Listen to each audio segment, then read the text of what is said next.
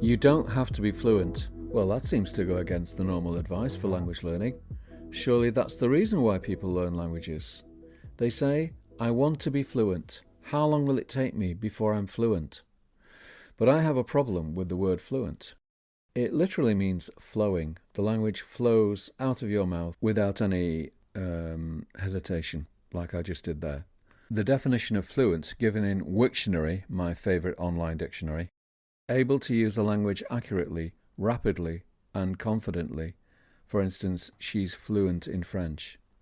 But I think fluent is a very imprecise word, and I prefer to use the letters and numbers of the European framework, C1 or C2 for fluent, the top level in the language. People glibly say, oh, she's fluent in 6 languages. Glib, that's a good word. What does it mean? Wiktionary says, glib, having a ready flow of words, but lacking thought. Yes, I'm just sceptical about that word, fluent. And I remember watching the British comedy film Carry On Regardless as a child. I remember Kenneth Williams' character boasting, I speak 31 languages fluently.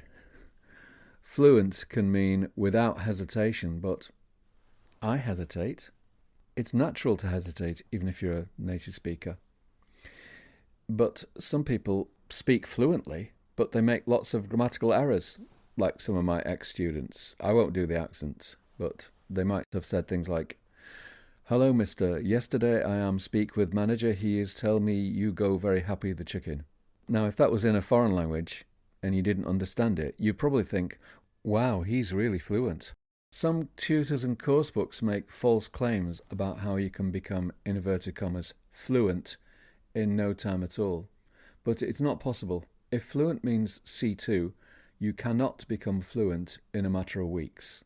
So that's why my advice is, don't set being fluent as your goal. For me, reaching a very high level of language competency, as I have done in German, is a bit like climbing Everest. It's a long journey. But it's possible if you're patient and if you enjoy the journey and using the language every day. And it's fantastic to get to the top and to be able to gaze out at all that language knowledge and all the new horizons that are open to you. But students, often beginner students, compare themselves to this very lofty goal, a very high goal, and become frustrated. Instead, you should set modest goals. So if you're starting to learn, just start with the essentials. It's like going for a walk in the park and just walking up to the top of a small hill. That's a small achievement, something to celebrate. And then, as you progress, you can continue slowly taking your level higher and higher. Don't be frustrated if you are not yet able to have a fluent conversation. That will come later. You can actually focus on conversation by working with material that features conversations in spoken and written format. I do quite a lot of that with my students. So remember to repeat after the recording, which is an excellent exercise. And you can practice on your own by speaking the conversations aloud and repeating them lots of times. That will help you to become, well, I won't say fluent, but it will give you very good practice in speaking the language. Many people say the best way to learn a language is by speaking it. No, it isn't. The best way to learn a language is by working with interesting and varied content at the right level, just above your level normally. Read, listen or watch, study the transcript. Practice by repeating lots of times on your own or with someone else. And remember, competency in a language is not just speaking.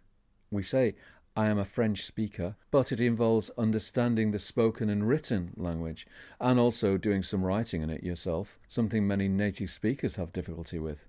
Set realistic goals. I think it's a good idea at the beginning to start by learning 30 essential words and phrases. And if you remember 80% of them, that's very good. I advise students, make your goal to reach intermediate level. I reckon it takes about 18 to 24 months to reach intermediate level. Consuming interesting content, studying, practicing every day, using as many of my tips as possible. Once you're at intermediate level, well, the only way is up.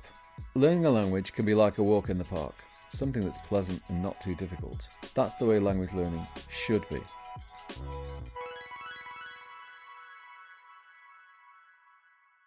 Now, just a quick reminder to please like and subscribe to this podcast on YouTube, and you can follow on podcast networks. To join my mailing list and receive free samples from my media library, go to aidan.co.uk/alt. That's aidan.co.uk/alt.